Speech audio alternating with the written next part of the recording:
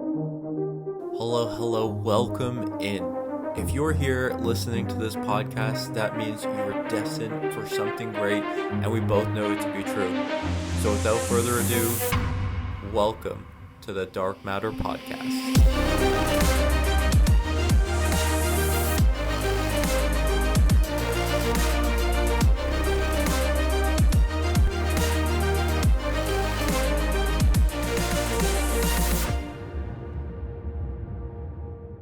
Hello, and welcome back to the Dark Matter Podcast. It's your host, Dev, and today we've got another guest in Tracy Brinkmann.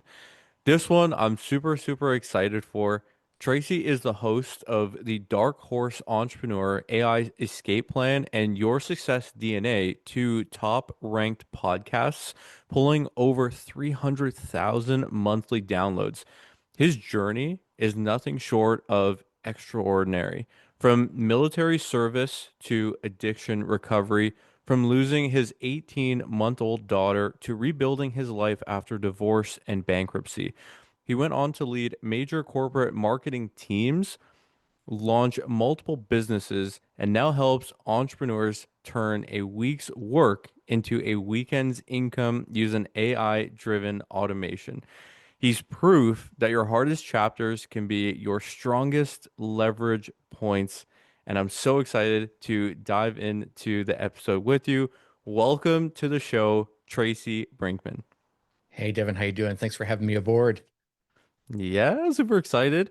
So, I mean, even through the intro, we can see here that you've lived through loss, addiction, and starting over more than just once. And hmm what was the moment you decided that your story wasn't going to end in survival, but in purpose? Wow, I've probably written that reintroduction of life twice. Certainly after the death of my daughter, I decided, you know what, I'm going to be the man she could be proud of. Because she was going to be looking down from on high from that moment forward, right? There was no hiding in the darkened corners of life where your children can't see you. So that was certainly one of the first times where I rewrote what was going to happen next in my world, and it worked.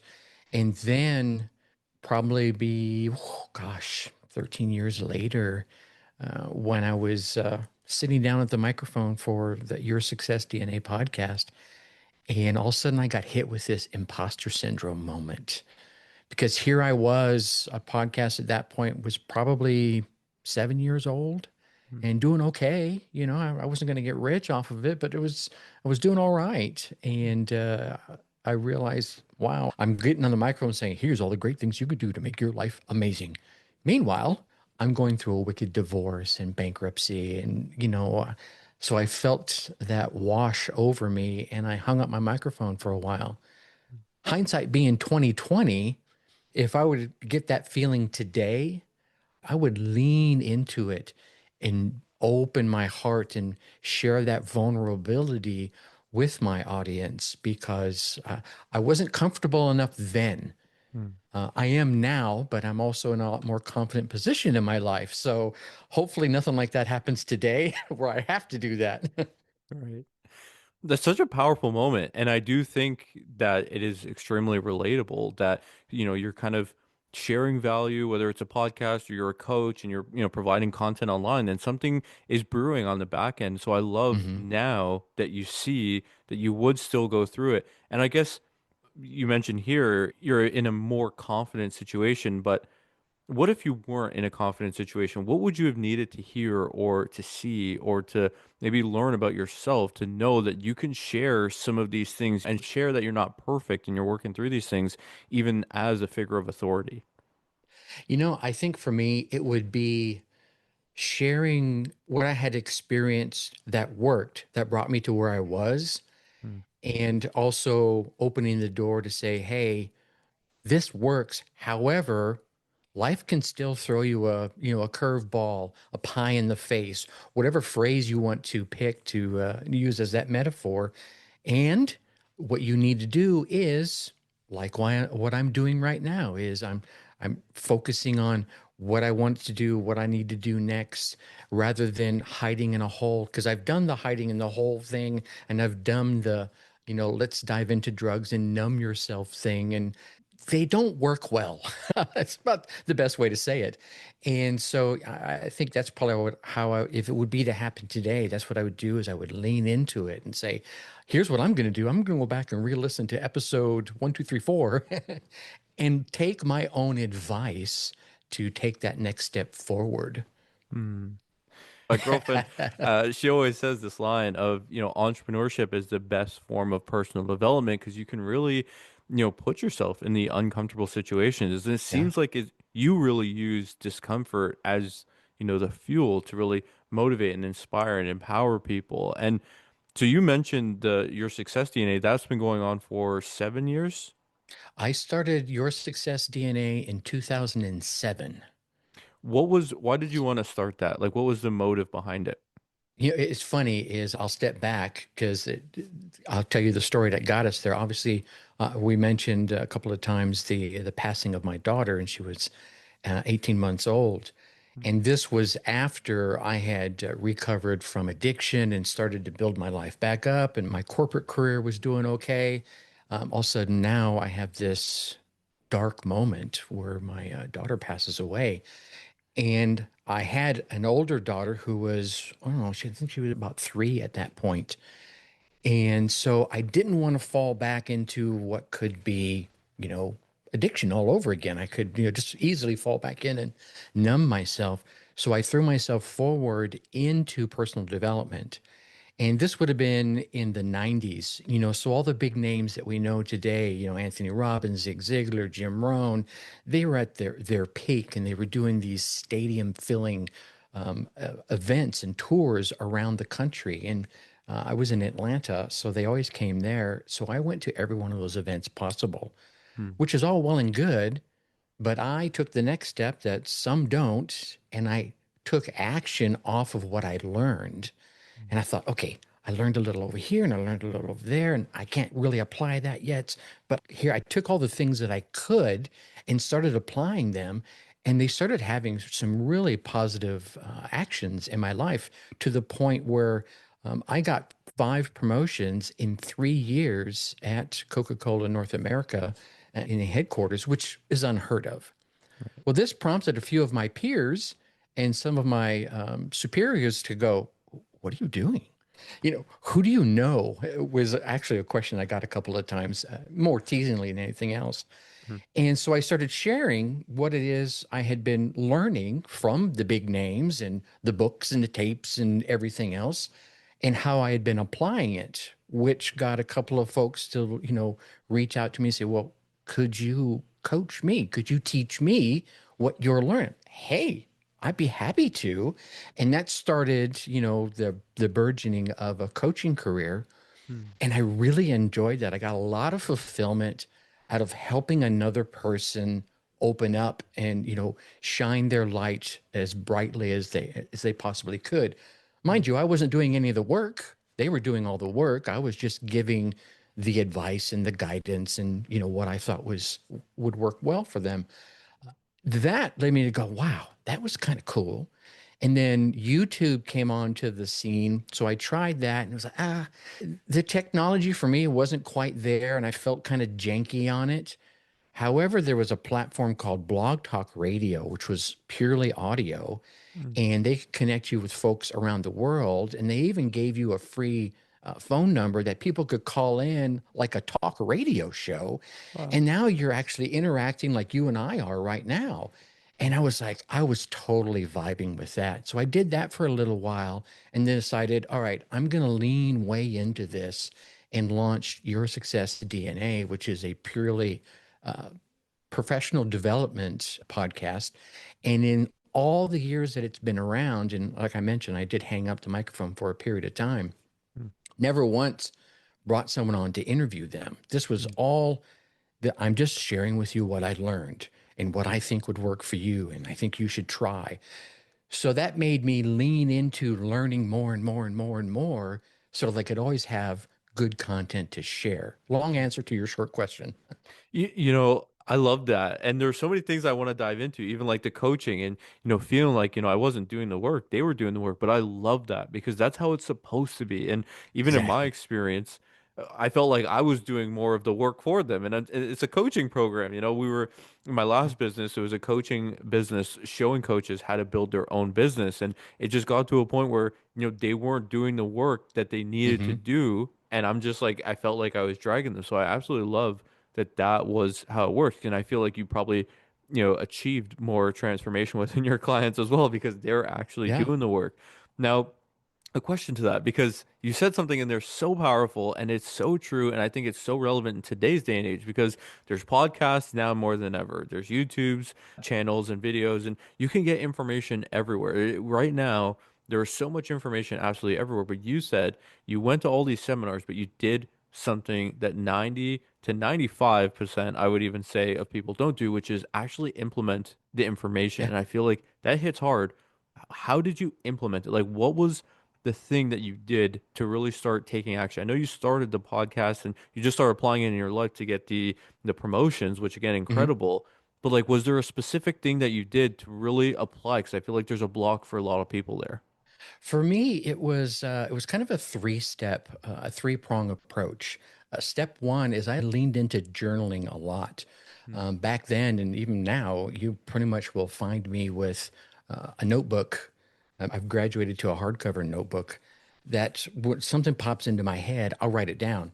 So doing that while I was doing the learning parts, I was scribbling notes and ideas and thoughts that were coming out of these amazing teachers' mouths.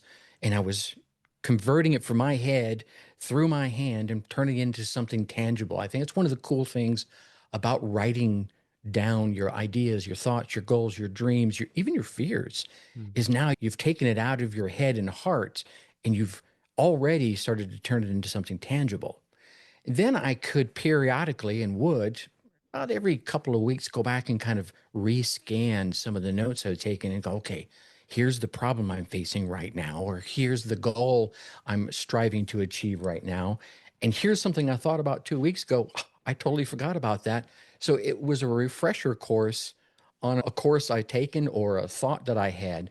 So from the journaling to the rescanning, and then it was all about doing the goals. It's one thing to say, I want to marry a beautiful woman. It's a whole nother thing to sit down and write down, what do you want her to look like? What kind of values does she need to have? How do you see it happening? Where do you think you're going to meet him? What's the plan? Here's something that I find completely amazing. And I was probably guilty of it in my first wedding, but how many people spend 200 hours planning a wedding, but only 2 hours planning the next 5 years of their life? Hmm. There's something, I know some of us, like yourself, are going, oh, wait a minute, he's right. We have this big, amazing moment in our lives, and it's significant. And don't get me wrong, I love it. And so many people will spend 200, maybe 300 hours planning this event, but they won't spend any more than a couple hours planning what's going to happen after that event is over and they come back from the honeymoon and they have a whole life that they would hope would be 20 plus years in front of them. Hmm. So to sit down and write down a few goals that you'd like to accomplish this year, next year, in the next 5 years, and heck, go ahead and think 20 years out. The further out you go, I think the more vague the goals might be, or the more, you know, um, erasable. How about that? Is because they're going to change, right? You would have asked me when I was 20 where you want to be when you're 60. I would have given you a completely different answer than I would give you today, if that Right. makes sense. Definitely. So journaling is incredible. Mm, And that kind of yes, goes hand in hand with, it's kind of like self-discovery, personal development, journaling. I feel like do you do meditations and, I do. visualization, manifestation, all that sort of work as well? I have dipped my toe into all of them and do I'm gonna call my version of all of it. But Mm. yeah, I mean, it started with journaling, and then I took I'll call it a course. Actually, I'm looking at it right across the over in my bookshelf, where you would. tap into your dreams. Mm, And so one of the things that this teacher taught you was to have a journal or something right next to you. And because I have such sloppy writing, I actually kept one of those little bitty micro recorders right next to where I would sleep. And I'd wake up and the dream was still fresh. We've all had experienced that moment when you first wake up, you're like, I had this amazing dream or I had this terrifying dream. But 4 minutes later, you're like, what was that dream about? Right. mhm, So I would wake up and even with foggy, words, click record and just like speak into it what the dream was, and then turn it off and fall back to sleep. And do that when I would wake up in the morning as well. And then turn around and re-listen to that and, write that into my journal. And you start tapping into, I think, parts of your brain that get untouched except for when you're in that theta wave moment, when you're kind of falling asleep or in the kind of waking up, where you can do a lot of learning. I believe it was the CIA or maybe some of the Russian forces I've read about that would use that theta wave section of time before sleep to teach their operatives foreign languages in weeks, not years or months. mm, So it really works, and it's been used across multiple three-letter agencies. So it was kind of tapping into that. And I've read some things and gone, wow. Here's a funny one. Before my divorce started, this would have been probably about 5 years. I had woke up and spoken to the tape player, and then converted that into my journal. But instead of writing it out, I've kind of drew what the image was I was talking about. And the image was me walking into a sunset, and I would have been hand in hand with a female next to me. However, the shadow being cast by the sun showed two figures, but the actual person walking away was only one figure. And it was almost, you can interpret that probably 75 different ways. And as my life progressed, it was, to me, my loneliness that was happening in the now divorced marriage. mm. And that was my brain saying, this is how you feel. You know they're there, but they're not there, kind of thing. Does that make sense? Mm-hmm. Does make sense. I actually love this conversation. I love, the direction that you're taking with this because I feel like there's so much of this and I feel like even just going back a couple segments ago where you said, a lot of people because this is gold and I really want to highlight that. A lot of people will spend 200 plus hours on their wedding Hmm. but then not spend that on their goals and what they want to look at in life. So how much do you feel is in preparation? And I know you mentioned like goals change, right? Just like our values do. Sure. But how much is it in like planning or having a chief aim, something to like work towards over, just allowing things to kind of come? Because this is a conversation Jess and I, my girlfriend, have and go back and forth on. Because for me, I always feel like I don't really know where I'm going, but things always kind of work out and it kind of like Hmm. takes me there, even if it's like a vague thought. It's like, oh yeah, I wish I had a business. And then, 5 years later, it's like now I have a business. Here's a great metaphor. In I used to live, well, like I mentioned, I used to live in Georgia, and there's the Chattahoochee River, which is the major river going through Atlanta. But if you go up north, I believe the city is called Helena. I used to go up there for the Oktoberfest every year. And that's where the rainwaters and the melting snow all start the Chattahoochee. The Chattahoochee, literally, you could walk across it with 2 feet in the early spring, and it's crystal clear water. So that's the start of what ends up being this major river. Mm, And what starts directing it are the mountains and the hills and the formations of the Georgia landscape. So if we look at this as your life and your thought of, I want a business. Okay, so I'm standing in Helen now and I'm thinking, I want a business. And that's your first few drops of water that you're dropping in. And as you start following that down, other things start coming down off the hill for you. And some of it you're like, oh, yep, I need to take this in because that's going to be part of my business. Oh, yeah, that's not working. I'm going to leave this on the shore side because that's not the kind of business I want to be in. And before too long, you're down in Atlanta and you're rafting on a 30-foot deep river that, is a major artery for a major city. So the difference for me is if you're just, I have a vague thought, I do want to have a business, don't know what it needs to be in, and you just let that go, as long as you keep that thought going, you go from Helena down to Atlanta in 5 years. Mm. If you like to speed that up, right? And you want, those rapids, you want to get your raft early. Well, now you're like, I want to have a business. Well, let's go ahead and talk about that, shall we? Let's take a couple of hours and write down, well, what am I good at? What do I need to hone? Where do I, who do I want to serve? And that's a big one for me Right. is when I started the second podcast, the Dark Horse Entrepreneur, wanted to serve entrepreneurs, which is a niche, but it's still pretty big, right? It's not very narrow. Right. And then as it went on, like, okay, it's doing well, but let me narrow down to my online entrepreneurs because they have very specific concerns and needs and focuses. Better, still pretty big.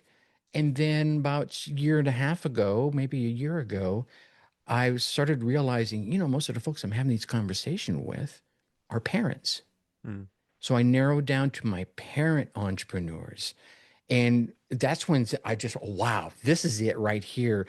You can, it's almost like you hear a bell and that resonance in your chest. If you're near that bell, you can just kind of feel that vibrating inside. I started feeling that kind of feeling.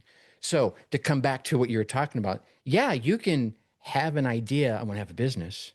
But if you start giving it a little bit of, you don't need to do 47 hours a day or anything. Just give it a little attention every week or so. Hey, this is what I was thinking. Yeah, we said, no, it's not quite working. Let's go over here and try this instead.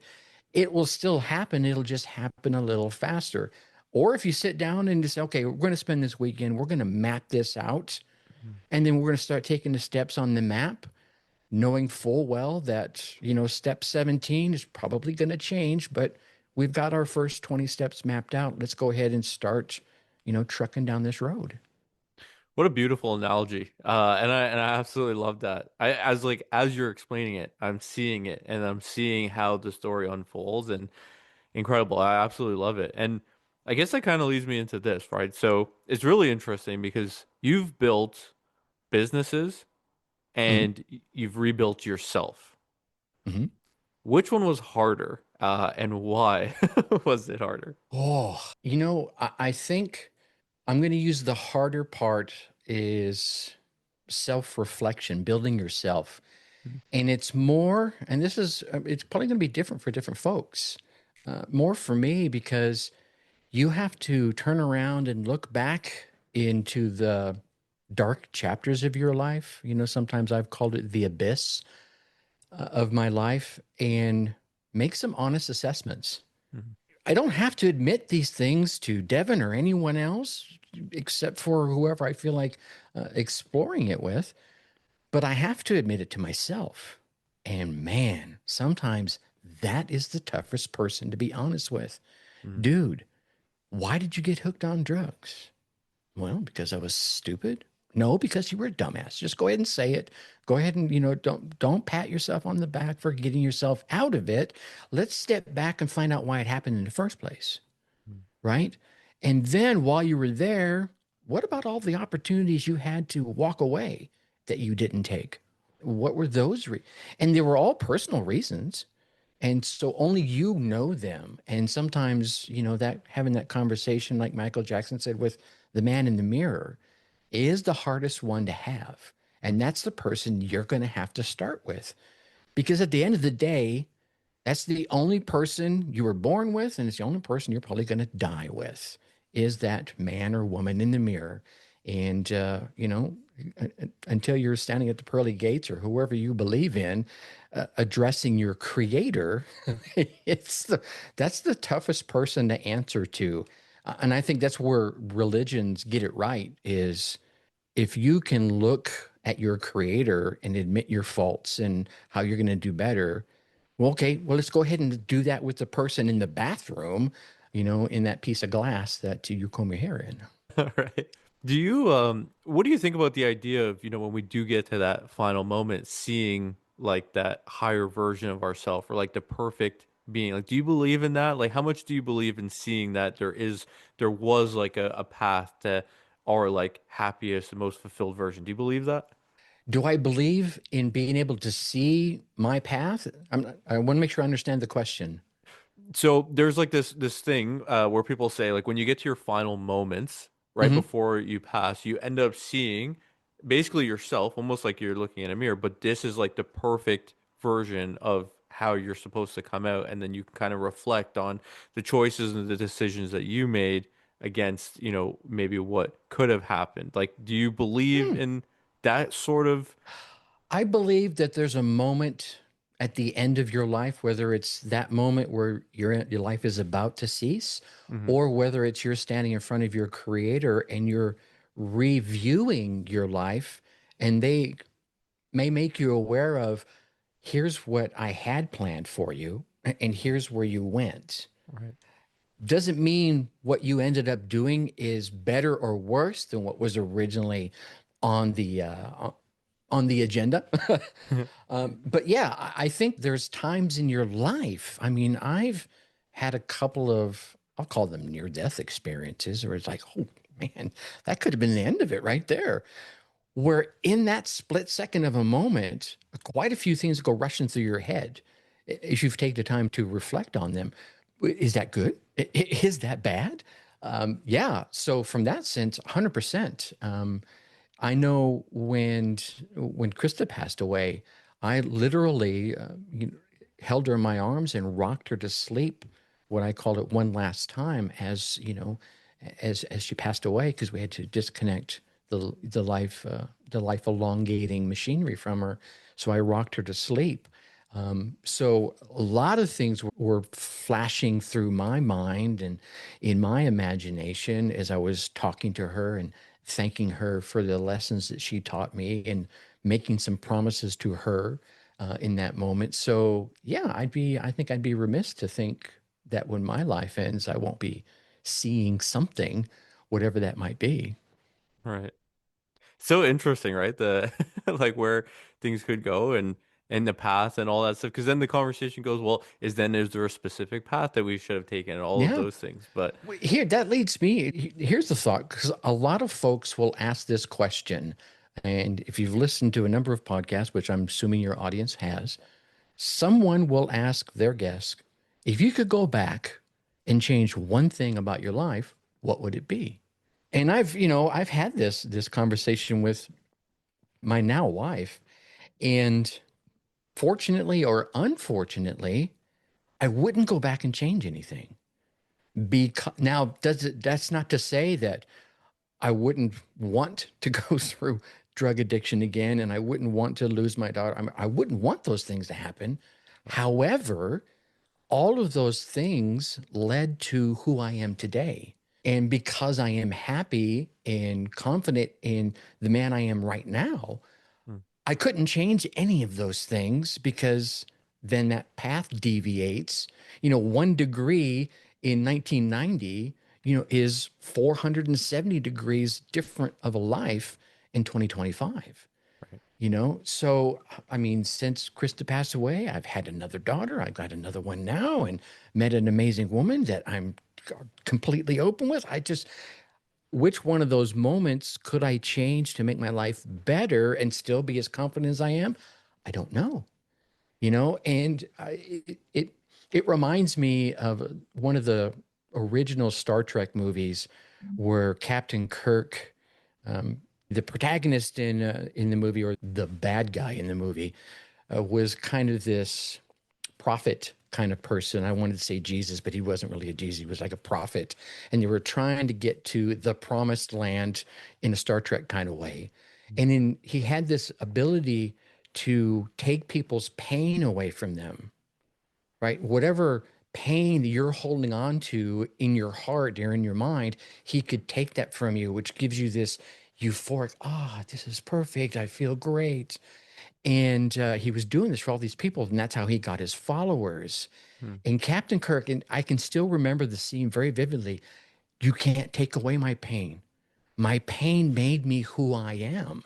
Mm, And it's like, wow, it's like this epiphany moment. It was like, did you really hear that, ladies and gentlemen? Because it is, if you're willing to look back at your pain and learn the lesson from it, good or bad or indifferent, then the pains has served you. mm, You've gone through the pain anyway. mm. You may as well find a way to freaking make it serve you, right? Right.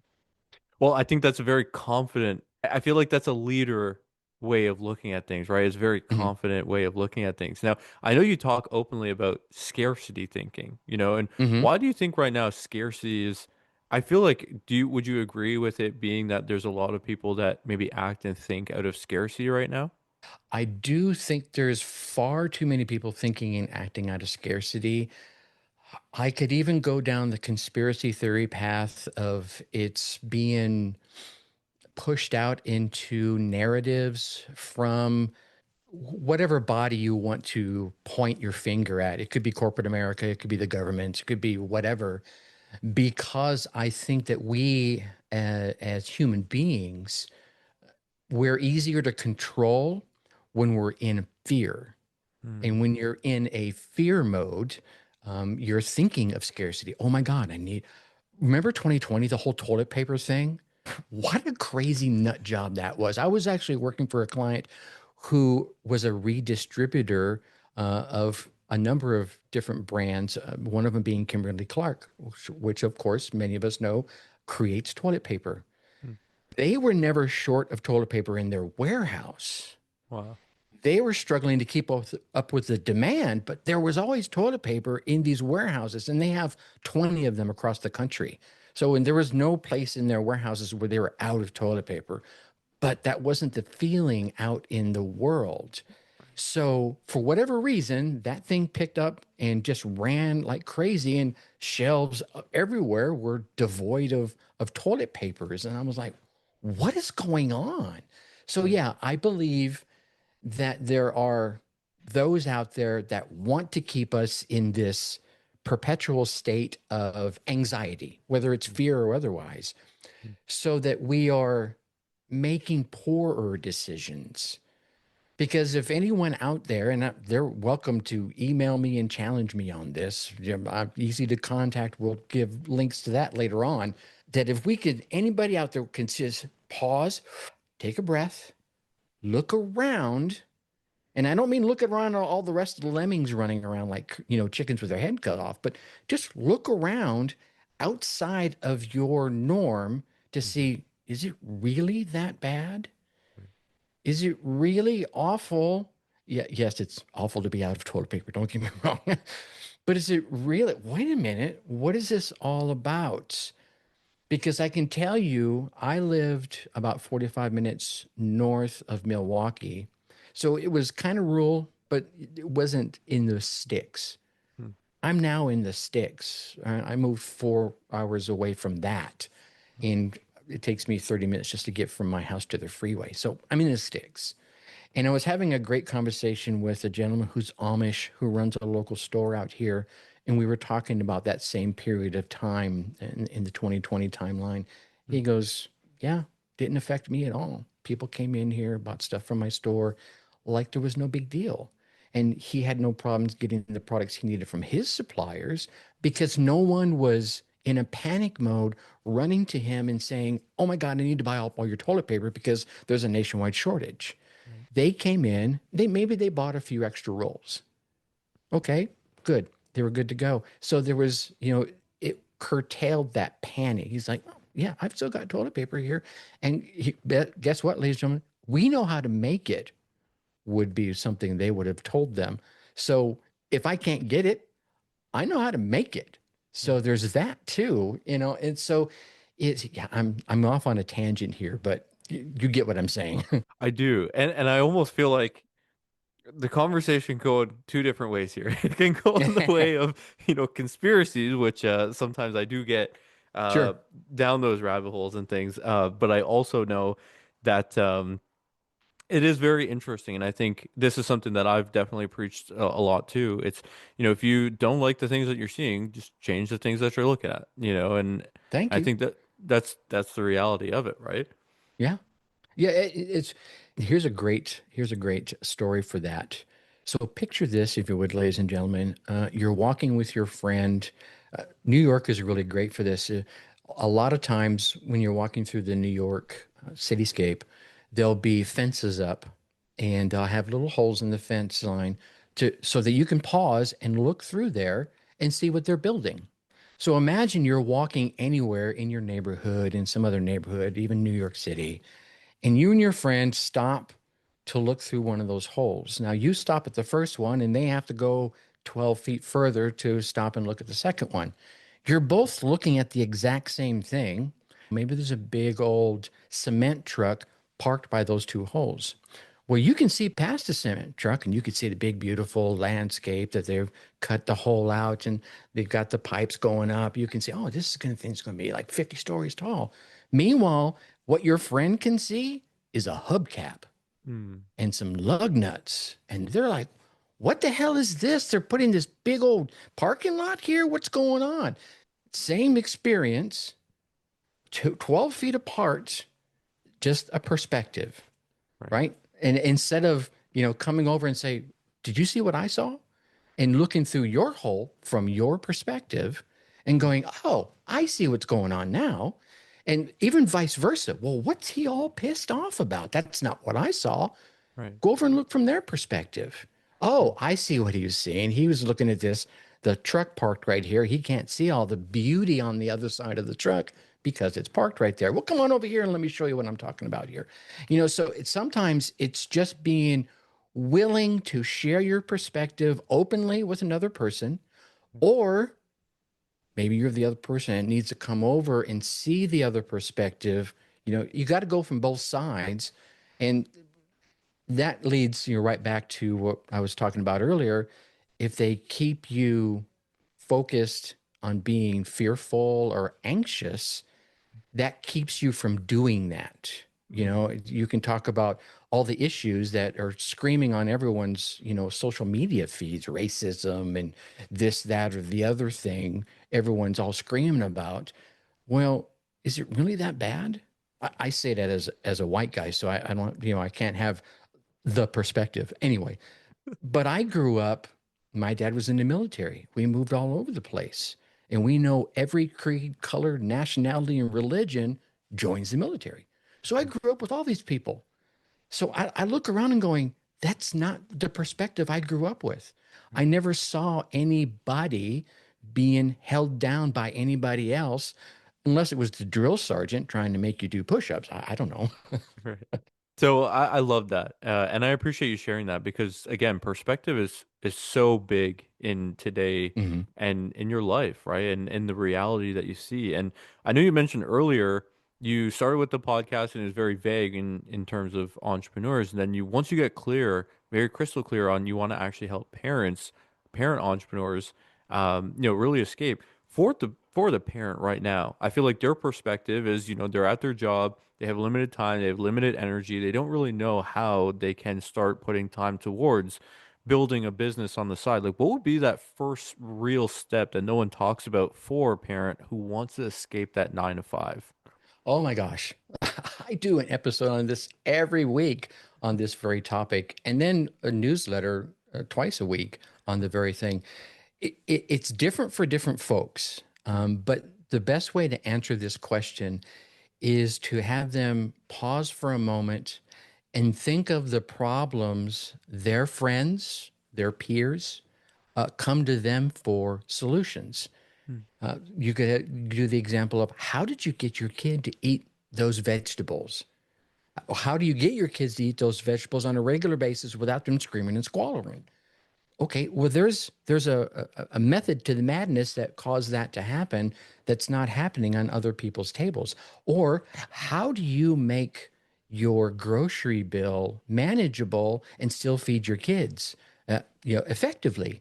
Hmm. Well, there's definitely a mom out there that has done that and doesn't is not the one complaining when they're sitting in their little parent circles about their grocery bill, because while they're not happy with how much money is at the end of the month, they definitely have figured out how to make it work. Another one is a mom that was like, she had three kids, and she was planning the third birthday party in that year. I once again, probably for the hundredth time, had went to Google's going party planning checklist.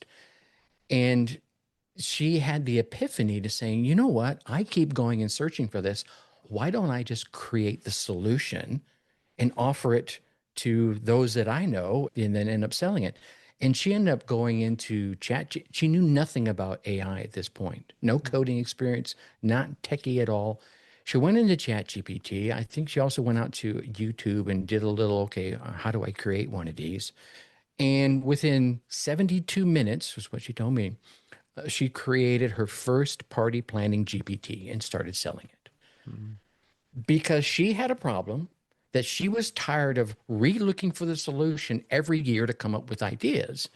So she created the solution and then put it out there in the marketplace. And I think she made eight, if I remember correctly, $800 the first month it was out there. Wow. So really, it doesn't take a long time.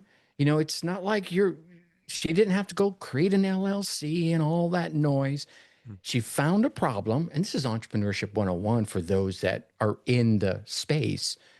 She created a solution for the problem. Mm. That's it. And here's the thing, if someone is coming to you frequently asking the same question, and I had this experience, and you're like, doesn't everybody know this?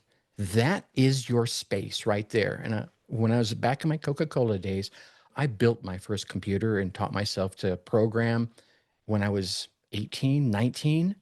Yeah. And so it's like second nature, so many of the things for me. So Lotus 123 came out, and that becomes later on Excel.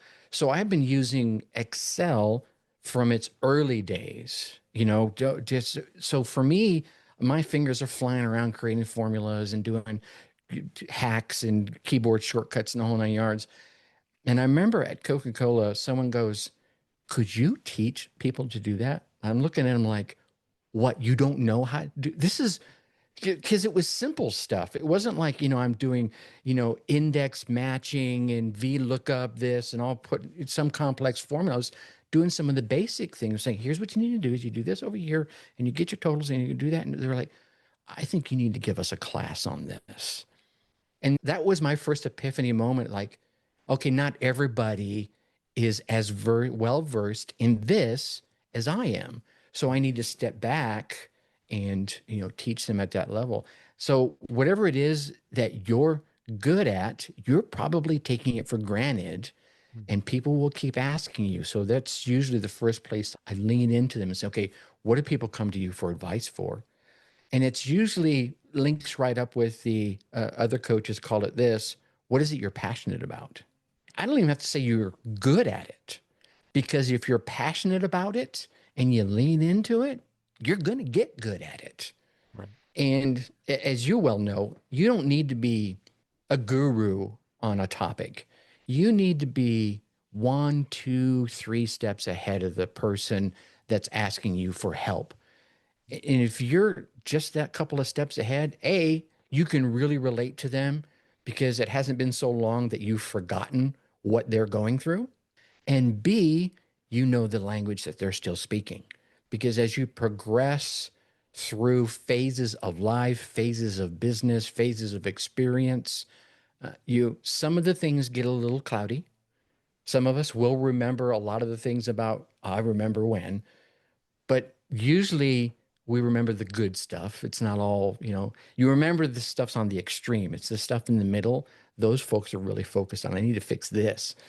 Mm. So you kind of forget about that and you feel a little disconnected and they have a harder time relating with you. Oh, that guy is so amazing at that. I could never reach out to them for them to teach me. They want someone reachable, and there's like me, I would never reach out to Anthony Robbins, even if I thought I could afford him, because he teaches dignitaries and movie stars. And doesn't mean he couldn't teach me what it is I wanted to learn from him. I Right. just feel so out of his circle Mm. right now. There was something about Zig Ziglar I always resonated with. And I did reach out to him a couple of times and met him at a couple of the events, and very approachable guy. So is Jim Rohn. So there's the two different swings in, all three of those guys way up here on the pedestal of personal development, right? But one of them I looked at and I thought, I could never reach out to you because I know who you reach, who you spend your days with, and it's not me. And I don't feel like I'm there yet. Does that make sense? It does. It absolutely makes sense. And I think that's even now, right? Again, no, another thing that a lot of people that I come across, are running into where it's like they want to be a figure of authority and they want to Hmm. show that they're doing all these incredible things. But sometimes in doing that and saying like, I only work with people that are doing 100 grand a month, you miss out on like other people Yeah. that, could really use that help and are like almost ready to do that. So it's a very interesting point. I love the story that you shared. And I want to ask a quick, you know, question to this because I love that idea of look at what real world people are asking you for and then create the Hmm. solution. Now, of course, as we just, finished talking about the scarcity mind, how do you, so someone goes and they realize that there's a gap in the marketplace, they realize they Hmm. can do it, they create it, but then, how would you encourage someone to then take that first step and ask someone? Because some people, they do, tense up a little bit when they start trying to ask for money, right? Well, I would even take a step back and say, all right, you've seen the gap in the marketplace. You have an idea. Hmm. Before you create anything, let's you can go one of a couple of ways. If you have the ability, like maybe you have a Facebook group or whatever, you're part of a big arena of folks, reach out and say, hey, would anyone be interested? And don't say it like this because it sounds so damn salesy, but you'll get the gist of what I'm talking about here. Reach out and say, is anyone in need for your idea? Right? Or here's what's even better is you could create this simple little, I'll call it a landing page. You could use an email autoresponder to create this like kit.com Hmm. and create yourself a little landing page that is the wait list for your idea. Hmm. Okay. And you want to go to wherever your potential buyer would congregate online or offline for that matter, and share ideas that would lead them to mention this potential solution. Okay. Or go in there and find the comment threads that are like talking about this problem. And if there's none out there, there's probably nobody in need of this solution. All right. Hmm. So Right. you've spotted the problem. So wherever you spotted the problem, go, hey, I think there might be something in the making here. Would you jump, and then send them to the wait list. You're not asking them to buy anything. You could even go so far and say, you know what? Here's what I want to do. I want to create the solution to this problem, but I need 10 people Hmm. to tell me that they would try it. I'm not looking to charge you anything. I'm just looking to get your feedback. Because, ladies and gentlemen, believe it or not, you may have an app idea and you're like, I don't know how to code an app, Tracy. That's okay. She didn't know how to create a GPT and she did it in 72 minutes. Right. There's this thing called vibe coding. I don't want to take us down another rabbit hole, but you could literally go to a platform and say, here's what I want you to create, right? And speak into the microphone, and then it will create it for you, front end and back end. So here's what you do to continue on that. Say, hey, I just need 10 people to try this solution. And if no one signs up, well, then the only thing you've done is you've wasted 10 minutes of your time reaching out to folks trying to get them. If Right. people sign up, now you've got some interest. Well, now you go ahead and you create the bare bones version of the solution. And the reason I say bare bones version is because you want their feedback. And here's why you want it. Even though you're the quote unquote expert, you're going to not see problems that they're having that they may not have articulated in their complaints online, Right. right? So let's go to the party planner idea.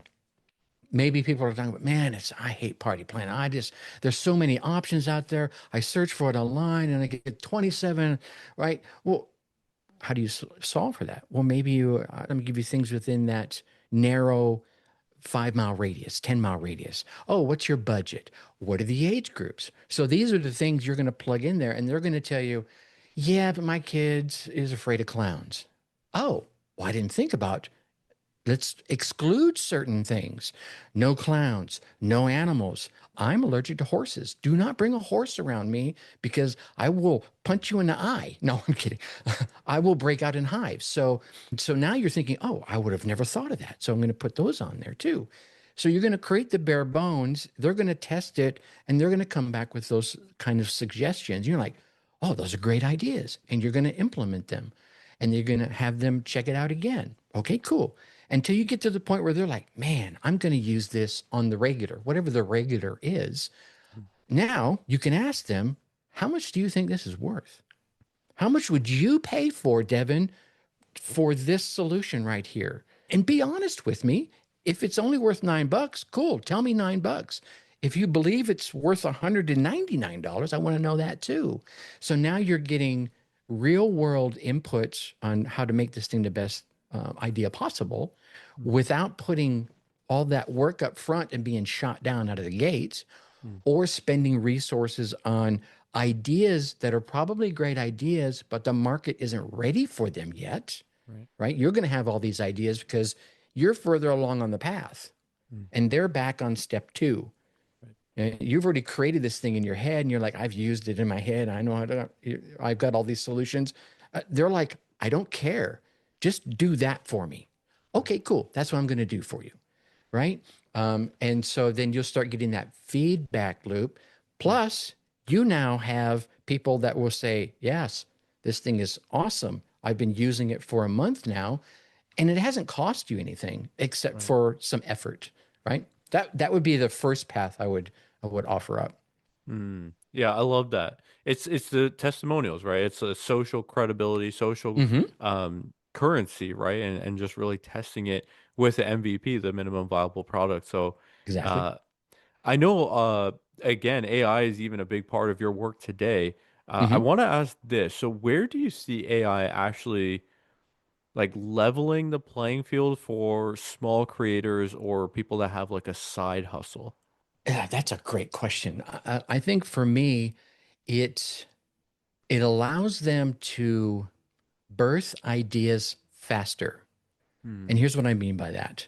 So there's all kinds of great copywriters out there. And if you can get the good hooks, right? They're always talking about you need to have a good hook. You got to hook them in the first couple of seconds. And then you got to deliver some content. Then you have to rehook them again. Then you got to give them a call to action, and the poor mom and dads out there going, oh my God, what am I going to do?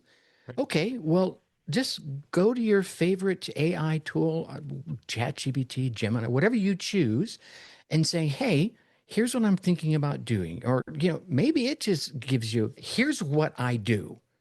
I'm a mom. I've got 4 kids. You put in all this. Let me step back even further.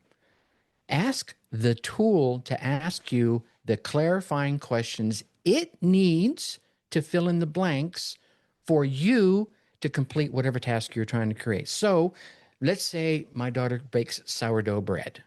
She does, she loves it. Okay, I'm getting ready to start a cottage based sourdough bread business. What do I need to do? You don't know what you don't know. AI knows what you don't know, but it needs to know the context. So you've just given it the context and you've told it to ask you the clarifying questions that it needs to give you the best output. Hmm. And it's going to go through and ask the questions. Okay, cool. Now I'd like you to create me, I don't know, a week's worth of social media content. Are there any additional clarifying questions you need answered? Boom, going to start doing that. And as you start having this two-way conversation, it's going to learn more about you. You're going to learn more about how to prompt it. And there are even times when it say, you know what, I want to create a lead magnet for this MVP we were just talking about. And it could, if you just did that and told it what it was you did, or even gave it access to the tool itself, you can go learn about it. It'll give you a lead magnet. If, however, you did something like, all right, here's what I want you to do. I want you to create a lead magnet, yada, yada, yada, just like I explained. Or if you need more information, give me the perfect prompt to give you to create an enticing lead magnet that's going to have people just trembling over my front door to get this lead magnet. And it will go and it will create you this amazing prompt that you would have never thought to create.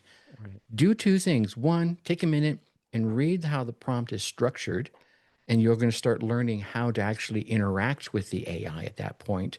You're going to want to do things like, give it a role, give it a context, give it how you want the output laid out, and give it a stopping point. That one's a very important one. So many people don't give it a stopping point, and it creates pages and pages. They're like, oh my God, I can't read through all this. Anyway, and then put the prompt in, and then let it come back with the feedback. It's really about, it's like having a conversation with a coach, right? Or having a conversation with your best friend. You want it to be nice to you when you need it to be nice to you, but you want it to whack it you upside the head when you're being a dummy. Okay. So tell it that, right? Does that make sense? Yeah, yeah. And I love that answer too, because you're right. Like we could even go into, prompt engineering and all that stuff because you're Hmm. right. Like a lot of people are using chat, but they'll say, "Hey, build me this thing," and then it just builds something, and then they just take it forward. But yeah, if you knew how to ask the right questions, that's one of the Hmm. favorite things that I learned of, Hmm. "Hey, I'm trying to build this thing. Ask me questions that you need, so that way we can make it perfect." And yeah, again, golden gem for everyone here, Tracy. This has been incredible. Uh-huh. Thank you. You say something? Yeah, I was getting ready to say I had this stumbled across this GPT that creates, I'm gonna call them hooks. It called them attention hijackers, which is basically what a hook is, right? And it does it from 9 different psychological aspects. The brain teaser, the hidden truth aspect, and and this GPT would take whatever idea. So tell me about what is, so if I wanted to do a social media post, I want to do a social media post about the bald eagle in my backyard. I'll put that in there. And it would give me like 30 different attention grabbing hooks, things I would have never thought of. And what's really cool about that is I will read through those. And as I used it more and more, my mind started coming up with my own Tracy version of these hooks. So yes, I'm relying on ChatGPT or AI to feed me, to prime my own brain to think like this. And then there was another one that helped me build called actions. Okay, cool. Now I've got the two toughest parts. I've got the hook to get your attention, and I've got that CTA, which is, that make that buyer click or pull out the wallet or whatever it is. Now all I have to do is fill in the valuable content in the middle, which is what I want to focus on in the first place. And that's where AI really helps us out. The points where you're struggling, I'll call it the grunt work, let AI help you out, and let AI help you out to the point where you're learning how to do it better than you can do it now, and still relying on it to help keep training you, right? Because eventually you're going to go, oh, I got a great idea. And you'll see it gave you a similar idea. You're like, I'm going to go with mine because it's human and it's me, right? And then the same thing with the CTAs, let it train you with the content it has from all the amazing copywriters that have been out there in this particular example. Right. I love that. That's again another golden gem for the listeners. And I think that takes me to, the second last question here, Tracy. For the listeners at home, and we got to this point of the conversation, what is like a lesson, a big takeaway, something that you would want to leave the listeners with when they get to this point? This, if at all, I mean, all of this was incredible, but this would, really put the icing on the cake. I'm going to lean on something that started changing my life back when I was 16. And I learned this from all people, Bruce Lee. Not personally, unfortunately, but from his book called The Tao of Jeet Kune Do, which I bought because I thought it was going to help teach me to fight like Bruce Lee, which we saw in the theaters. And it was amazing as a kid. But it was really a book chock full of philosophy. And the philosophy I want to leave you with is absorb what's useful, discard the rest. And here's the magic, and add what's uniquely you. Mhm. So if you've gotten anything of value out of this podcast or of any of other of Devyn's episodes, absorb what's useful, and discard the rest. I'm not saying throw it away. Maybe you just put it up on the shelf and then you add what's uniquely you. I can come back to when I was talking about, started doing coaching with the folks that were leaning in and asking me. It's because I absorbed what I thought was useful at the time. I put the rest of it up on the shelf. It's still up on my shelves over here in my bookcase. And then I add something that was uniquely me. So you keep doing that through all the parts of your life, business, relationships, spirituality, you're going to come out on top. I love that. I think that was one of my favorite final send-offs. So powerful and Bruce Lee. We love Bruce Lee. So yes, Tracy, this has been incredible. For the folks at home that want to learn more about how to work with you or your Mhm. podcast, things like that, where can they go to find you? The easiest place to send them, because we know we have two podcasts, but I want to give them one call to action. Let's send them to the darkhorse-entrepreneur.com, and all the socials will be across the top. And then if you wanted to check out the other one, it will refer you over there as well. Incredible. So that link will be in the comment section. It'll be the first link. I highly recommend going and checking out what Tracy is up to. Tracy, this has been incredible. Thank you so much for being on the podcast. And yes, for the listener, thank you so much for tuning in. I hope you got as much value out of this as I did. So, of course, feel free to share the show, subscribe, all that jazz. All the links will be down below. Appreciate you. And as always, I'll catch you on the next one.